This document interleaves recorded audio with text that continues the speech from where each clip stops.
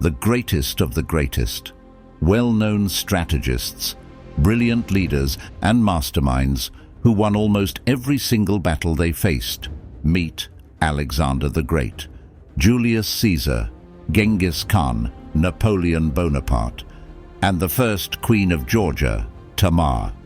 But how did such great conquerors end up?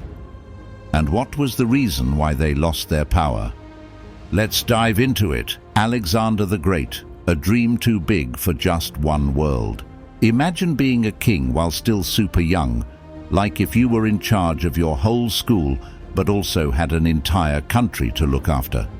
That was Alexander the Great, a king who wasn't just famous for winning a ton of battles, but dreamed of bringing everyone in the world together, like making the whole planet one big team. Alexander's journey started at home in Macedonia, but he quickly looked beyond, conquering lands far and wide. First, he took over Persia, winning huge battles like at Issus and Gaugamela, which were like the championship games for conquerors. Then, he went to Egypt, where people were so happy with him they made him a pharaoh. Kind of like a king, but even cooler because Egyptians built pyramids. But Alexander didn't stop there. He pushed his army into India, winning even more battles. It seemed like the whole world was just waiting for him to show up and win. But why did he keep going? Some say Alexander wanted everyone to live in peace under one ruler, while others think he loved exploring and finding new places. Kind of like how you feel when you play a new video game and can't wait to see every level. Even with all his victories, Alexander always looked to the next adventure, pushing his friends and soldiers to go further. But imagine how tired you'd feel after a really long day of playing outside, times a million. That's how his army felt in India, super tired and missing home. In India, things got really tough. Alexander and his team were worn out, and he got hurt. That's when he realized there were limits to what he could do. He wanted to keep going, but he decided it was time to head back home. But Alexander never made it back to Macedonia to enjoy all he had won. He got really sick and died in a place called Babylon, far from home. Before he died, he said, "To the strongest," which was his way of saying, "Let the best person take over." This caused a lot of arguments among his leaders, and soon his big empire started to break apart, like a Lego castle without instructions. So what's the big takeaway from Alexander's story? It's that winning battles and ruling the world isn't everything. Alexander had the biggest empire ever, but still wanted more. It teaches us that sometimes being happy with what we have and caring for our friends and family is really important. Even the most powerful people can't do everything, and that's okay. Alexander's dream was bigger than the world, but in the end, it's the small things, our friends, our dreams, and our happiness that truly count. What dreams will you chase? And how will you make your mark in a way that matters? But Alexander's tale is just the beginning. As the echoes of his ambition fade, another shadow looms on the horizon. Who dares to follow in the footsteps of a legend? Julius Caesar, the story of Rome's most famous leader. Now, let's zoom into Rome, a long time after Alexander. Here comes Julius Caesar, a guy with big dreams not just to win a bunch of battles, but to change Rome itself. Caesar was super ambitious. He started as just another guy in Rome, but worked really hard, always thinking about how to make Rome better and stronger. He had this knack for making people want to follow him, even into really scary battles. One of the coolest things Caesar did was in Gaul, where he fought big groups of warriors and won almost every time. These weren't just any battles, they were huge and showed everyone just how smart and brave Caesar was. He built bridges in just a few days and figured out how to beat armies much bigger than his. But why did Caesar do all this? Some say he wanted Rome to be the strongest city ever, where people had good lives and didn't have to worry about being attacked. Others think Caesar liked being in charge and wanted everyone to know his name. kind of like being the most popular kid in school. Even though Caesar was doing great things for Rome, some of the big bosses in the Senate got really nervous. They thought Caesar was becoming too powerful and might make himself king, which was a big no-no in Rome.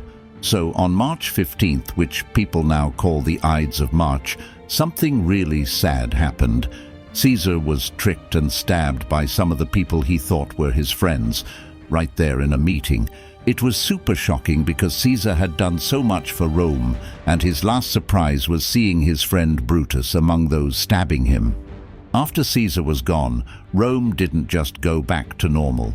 Instead, it started a bunch of fights about who should be in charge, leading to even more changes and eventually a whole new way of ruling, with emperors like Caesar's adopted son, Augustus. Caesar's life is like a big movie, full of action, smart plans, and some really tough times.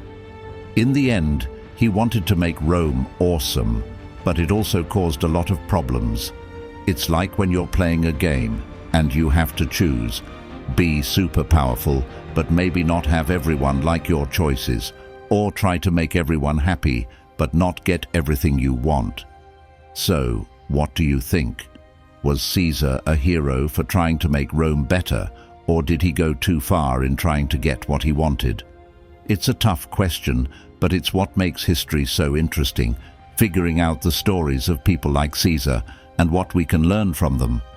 From the fallen Republic of Rome, we turn our gaze eastward, where a new empire rises from the steppes. As the shadow of Caesar fades, a conqueror unlike any other emerges to challenge the world. The stage is set for a tale of conquest that spans continents. Who is this formidable force, and how will his story unfold? Genghis Khan, the boy who connected the world. Far from the ancient cities of Rome and Greece, in a place called the Steppes of Mongolia, there was a boy named Temujin. He would grow up to be known as Genghis Khan, which means universal ruler. And guess what? He almost did rule a huge part of the world. Temujin didn't have an easy start. He had to fight to protect his family and prove he could lead. But these hard times taught him to be a smart leader and a tough warrior. He had a big idea: to bring all the tribes of Mongolia together as one big team. And he did it. Genghis Khan brought all the different groups in Mongolia under one flag. But he didn't stop there. He looked beyond Mongolia and thought, why not make more friends and add their lands to our big Mongol family? Genghis Khan and his army traveled across mountains, deserts, and rivers to meet new people. Sometimes they fought big battles to convince others to join their team. Places like Central Asia, parts of China, and even some cities far in the west became part of Genghis Khan's empire. He created the biggest empire the world had ever seen, all connected like a giant puzzle. But Genghis Khan wasn't just about winning battles. He was smart too.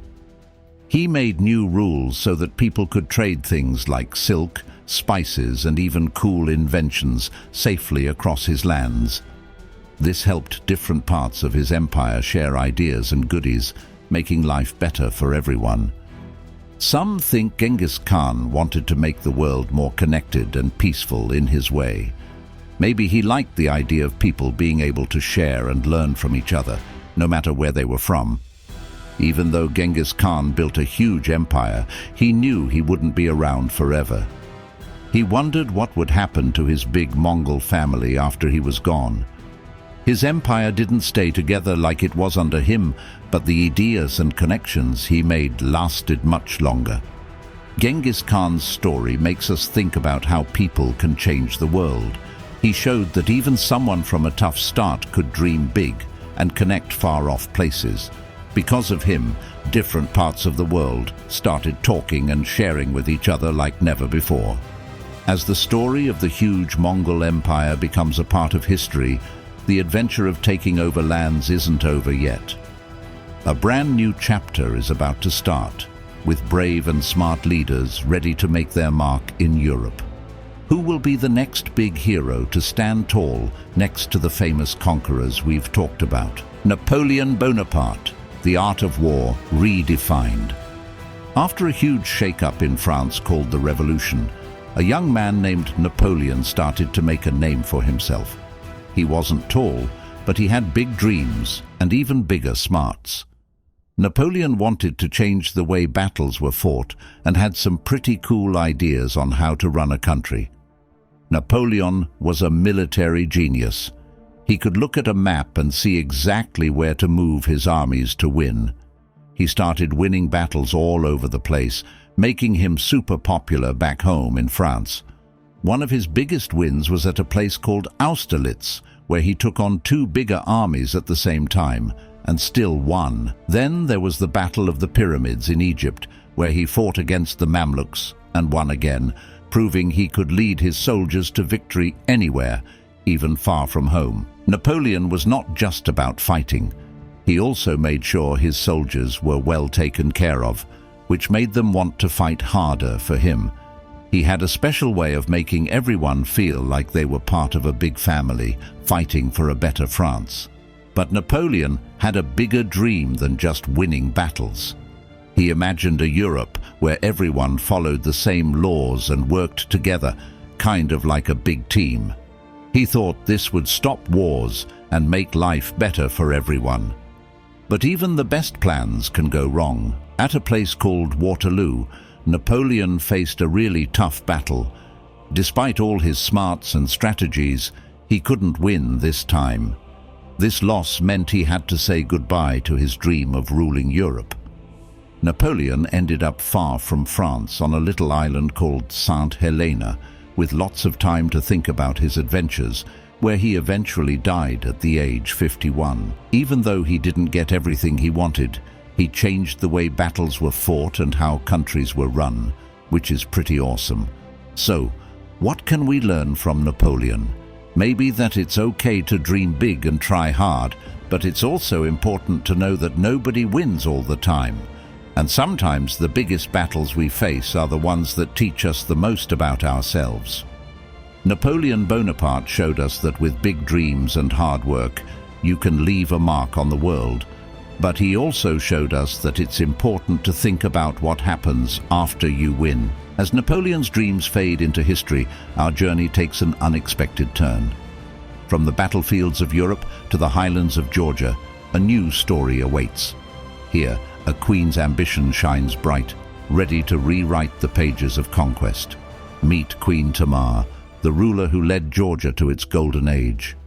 Queen Tamar of Georgia, a mighty ruler in a forgotten land. As we venture beyond the well-trodden paths of history, we discover Queen Tamar of Georgia, a leader whose story is not as famous as Caesar's or Napoleon's, but is just as inspiring.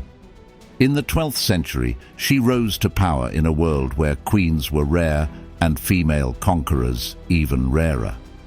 Imagine a kingdom where the mountains touch the sky and the valleys are lush and green.